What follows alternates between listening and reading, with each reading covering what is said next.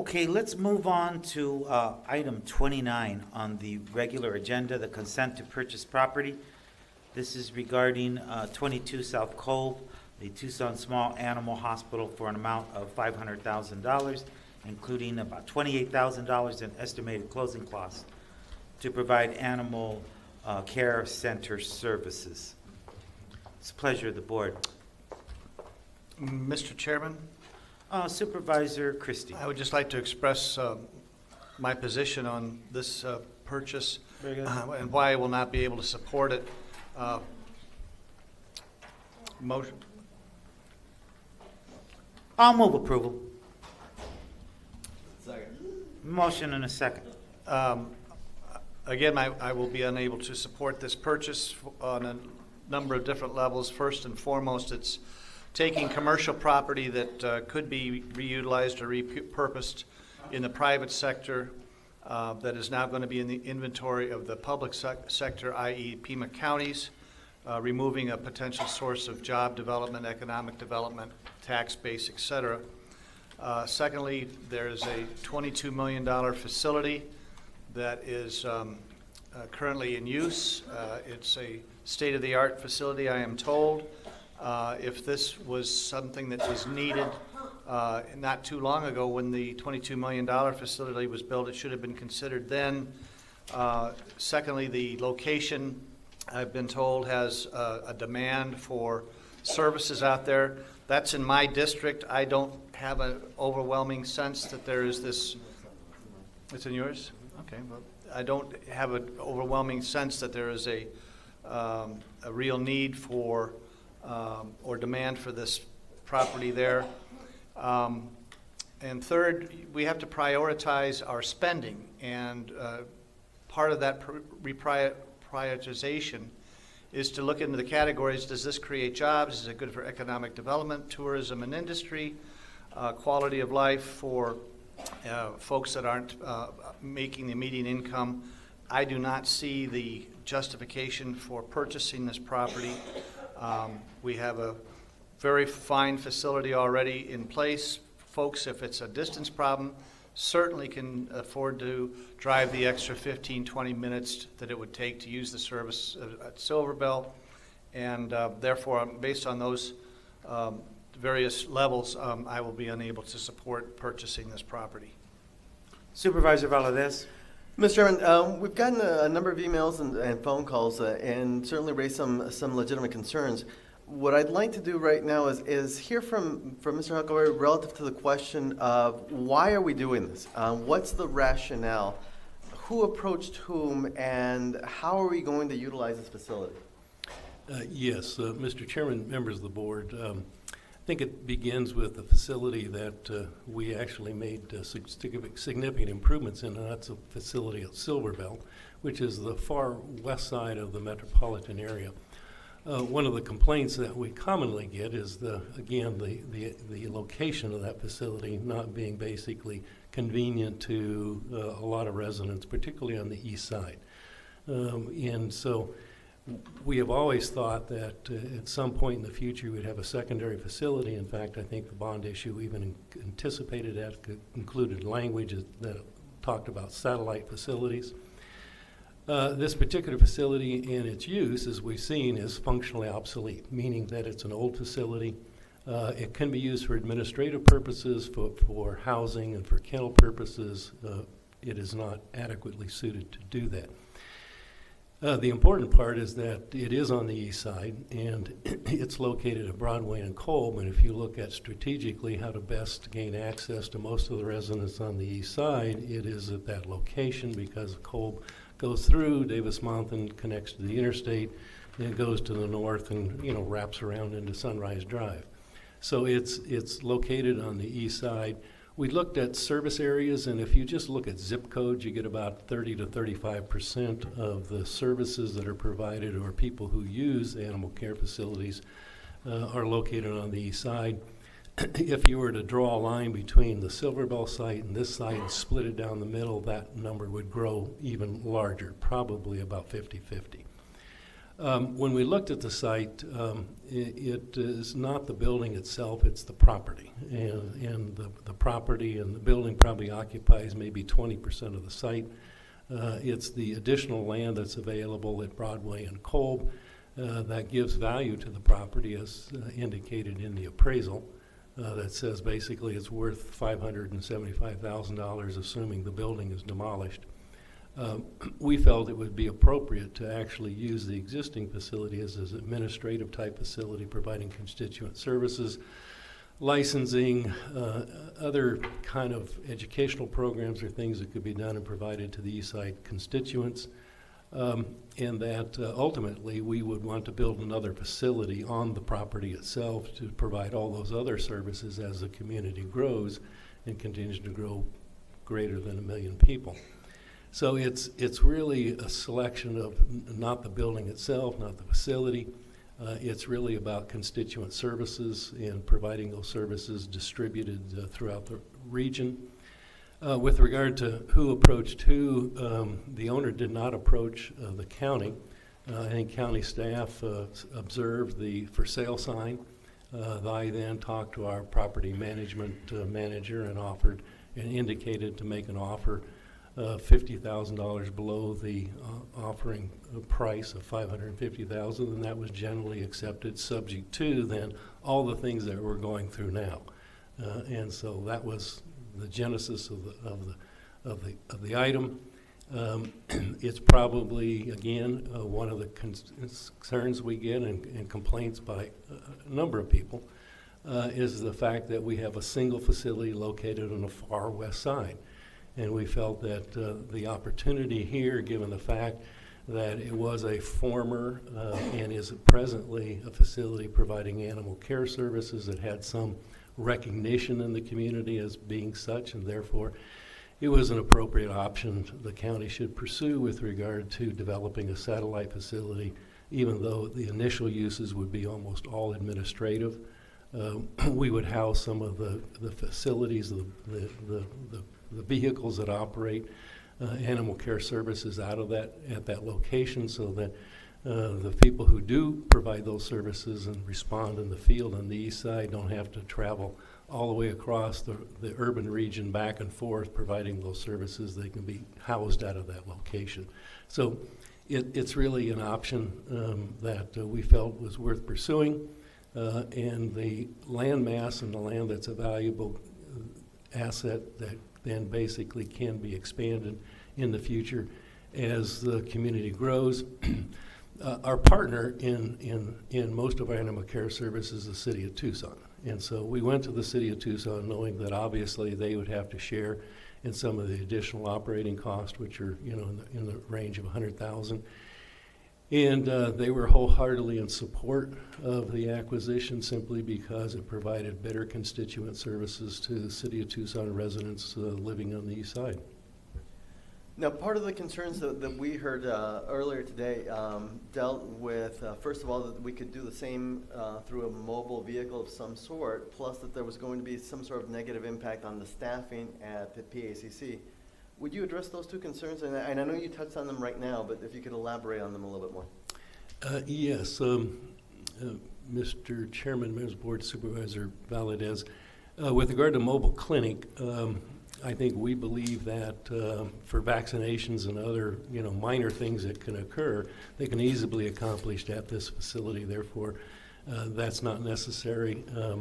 We contract with the veterinarians and at the same facility provide spay and neuter services, so it's not necessary for that. So this would really eliminate the need for a mobile type clinic. In addition, I think your other question was related to staffing. And we've indicated in the memo that I sent to the board that, yes, we would increase staffing by a certain specific amount so that the staffing at the Silverville facility would not be affected at all adversely. Okay. Now, obviously, part of the service area we're talking about is going to be the east side of District 2 and big chunk of District 4 as well. The facility being located just one block inside of District 2, actually. Some of the other issues, and not necessarily, but rather tangentially related to this one, were the concerns that were listed in with the Silverville property. So if we could, just as, by way of staff direction, maybe get a list of those in a memo to the board and how we're going to remediate some of those issues that were brought up as well. Yes, Mr. Chairman and Supervisor Valdez, we'll be happy to address those. I don't think we've heard much about those. Obviously, we'll address those as they arise, and as they're raised today, we'll be happy to address those. Thank you, Mr. Huckabee. Thank you, Mr. Chairman. Mr. Chairman, Supervisor Miller? I see the appraised value and that we're going to be offering the 500 plus the closing costs. And then we're going to be doing 286,000 renovations to make the property useful. Even with that, we're down, that puts us over, you said you had $650,000 left from the Pima Animal Care Bond that was approved by the voters in 2014. So that leaves us $164,000 to come up with just to do the renovations. And correct me if I'm wrong, but I just heard you say we're going to be adding additional staff to the tune of $177,000 annually. Is that correct? Or are they going to be transferred from the Pima Animal Care Facility? Mr. Chairman and Supervisor Miller, yes, we've indicated that too. And the biggest cost associated with the existing facility is to basically improve it to meet ADA standards. So, when you talk about the cost of a facility, it's not that it's a facility that requires significant modifications. It requires modification because it doesn't meet, as a public building, ADA standards. And so ADA restrooms and ADA access points are probably most of the additional cost. The additional staffing will come through the budgetary process because it's unlikely that this will be completely ready to be occupied and utilized until the beginning of the next fiscal year.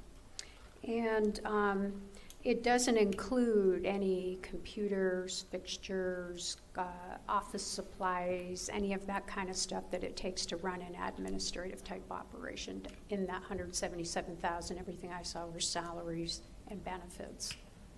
Yes, Mr. Chairman and Supervisor Miller, those are items that would all basically be attached to and included in how to operate the facility. We know that the owner has offered to transfer all the personal property to the county. We've not done any inventory on that at all because basically we had no approval that this would be going through and approved by the board. Is the current owner of the animal hospital, going to be working for us? Mr. Chairman and Supervisor Miller, I don't believe so, and I'm almost positive not, because I think the whole reason for the sale of the property is the owner's retiring. And his employees? They would not be working for us either. Okay. So this is going to be additional budgetary funding to fund this operation. Not huge, but this just gets back to why we can't fix our roads. We didn't plan. There was nothing I ever saw during the 2014 bond election related to the need. There was no kind of analysis that said, we have a huge chunk of our animal care business on the east side. There was nothing ever presented on that. And now out of nowhere, we're hearing about it. This is what happens. This is why we're thrown off the track of being able to fix our roads, because we're constantly jumping up when we see a shiny object and we want to buy it. They did the same thing. We were supposed to invest $14 million, but we invested $18 million in a repair facility for our automotive vehicles. Then we hear we have to have a new facility. I think we paid roughly $950,000 to $1 million for it for wastewater over on Dodge Boulevard at the conveyance facility, because they didn't want to have to drive over to the $18 million Mission Road facility because it was too far to drive. It was inconvenient. We want to be over here. Then we had to invest all the money in the infrastructure underneath that building for oil changes, all kinds of fluids, and I assume there's some significant environmental costs associated with that.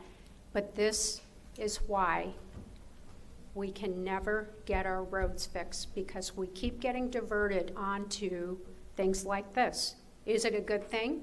Probably, but we need to learn to live within our budget. We need to have a plan, a strategic plan, and have that plan and stay within it, because this gets us constantly 400,000 or 500,000 here, a few 100,000 there. It all adds up, folks. And then these operational costs, that adds up. Every couple 100,000 we're spending, it adds up. Insurance costs, everything else. Taking the property off the tax roll is a real concern that Supervisor Christy brought up. We're losing that tax revenue. Do we have another county-owned facility that isn't being utilized? We seem to come up with them to lease them out. The Rio Nuevo deal on the facility that we provided for Caterpillar until they moved into that other facility over that Rio Nuevo built.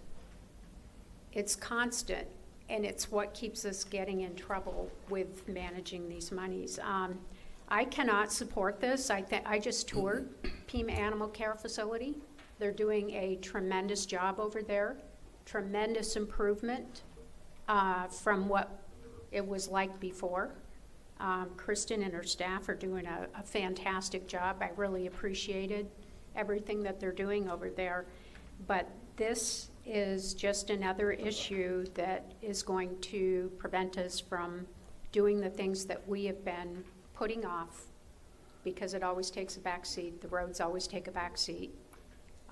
And this will be additional costs that we have to contend with next year and this year. And it's just $500,000.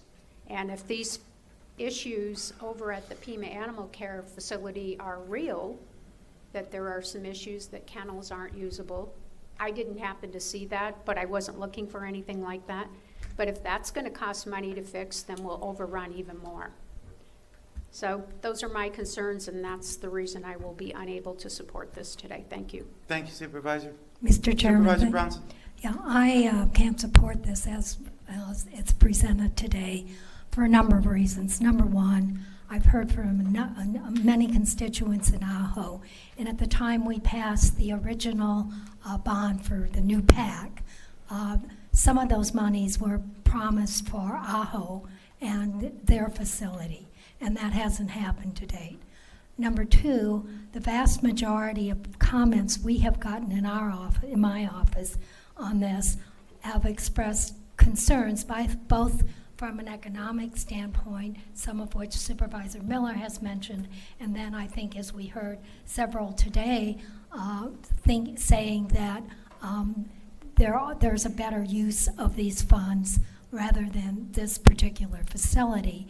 I don't think this, while I think this eventually there needs to be a facility on the east side, I think we need a much stronger partner in the city of Tucson other than just lip service, which is what I'm hearing right now. So I don't think this has been properly vetted at this point, and until I get more information, I certainly can't support it as it's being presented today. Very good. Mr. Chairman? Go ahead. Yeah, sure. I'll save my comments.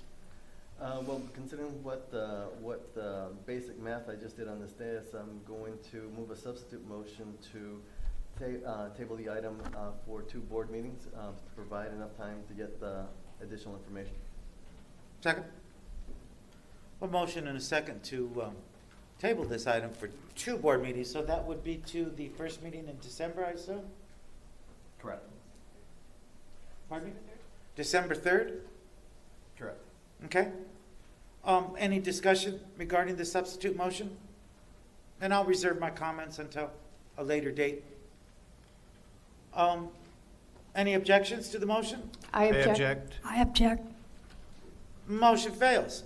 So we're back to the original motion of approval. So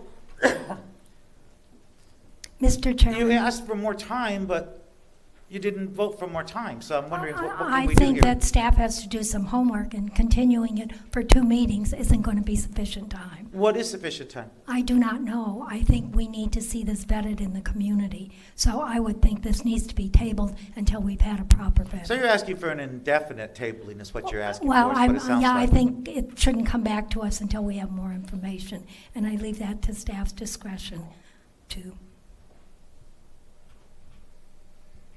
Then I'll withdraw my original motion.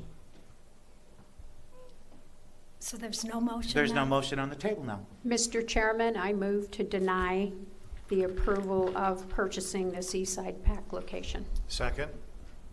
Motion and a second to deny. Any discussion? I think this is kind of a wrong thing to do.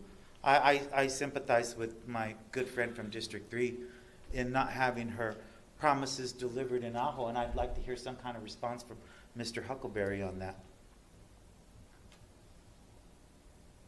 Mr. Huckleberry? Mr. Chairman and members of the board, the Ajo facility is obviously something that can be modified and improved probably with the annual budget because the numbers are fairly small to make it usable and to improve its use. It's usable today and it has very limited use. Okay, so that could probably be done at the budget time in what, June? That's your Mr. current plan? Chairman and members of the board, it's a relatively small capital item that could be included in the annual budget, yes. Okay. You know, I'm concerned about the geographic size of Pima County. I mean, again, my good friend from District 3 brings up Ajo, and Supervisor Christy says, well, you know, so you can drive 15 minutes across town, but it's a lot further than that from J6, I assure you. And there are a lot of animals and a lot of needs out there at J6, so it is important. And frankly, you know, there was plenty discussion about serving the entirety of the county with animal care services for many years, long before the bond committee or the bond vote to approve the building that we currently have out there on Silverbell. Everybody understands that Pima County has a huge amount of area to cover. It's larger than 6 different states. We have one district that's larger than the state of Connecticut. So is That there would be neat. difficulties in District 3? There you go. Is it difficult to cover that ground? Yes, it is. And I do think that the education portion of it, of animal services, has not been adequately covered, and I think this would be a good place to do that. So, again, I would ask for, rather than denying this completely, but to create some kind of time frame for us to be able to have staff do some more work so that maybe we have a more complete set of information to go ahead and vote on this thing. I would much prefer to say, let's look at this at maybe the end of January or something, so we have several months to be able to do that, rather than cutting our nose to spite our face.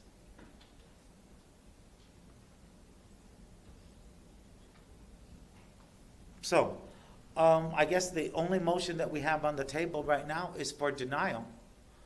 Mr. Davis, did you want to make any comments here? I'm going to let you make comments on behalf of the seller, I believe. Yes, thank you, Chairman Elias. I did put in a speaker card if needed and appreciate saw your that. recognizing me.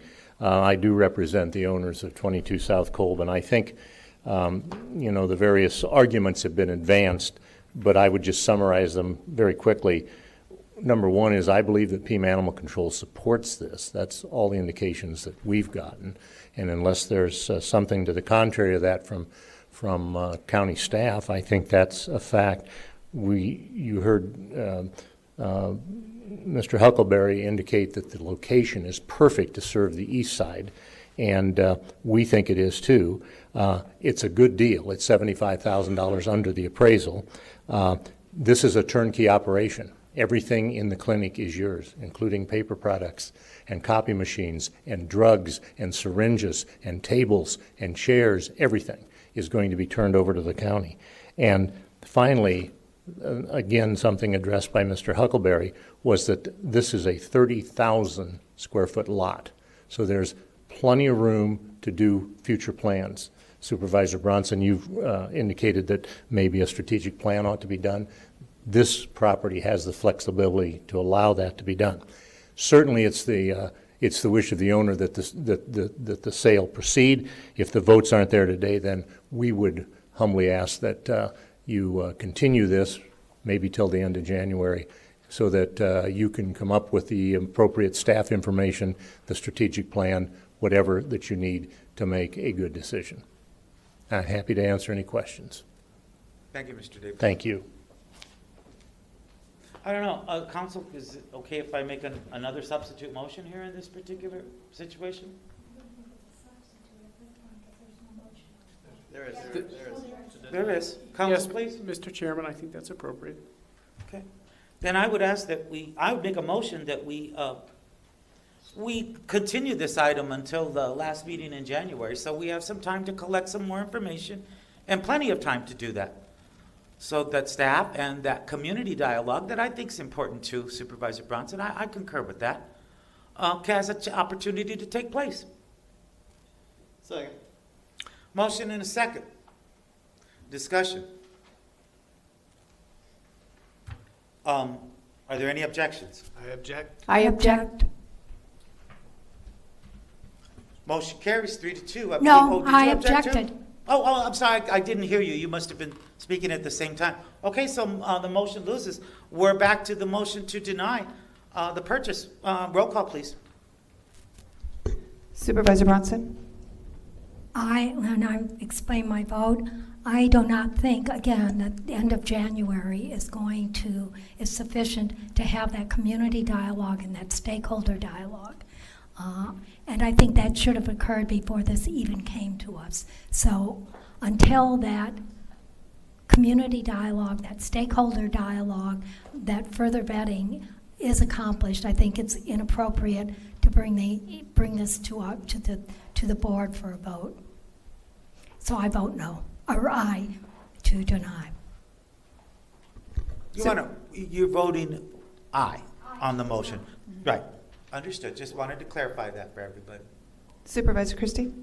So an aye vote would be to deny? That's correct. Aye. Supervisor Miller? Yes. Supervisor Valadez? No. Chairman Elias? No. Motion carries. So the consent to purchase this property is denied.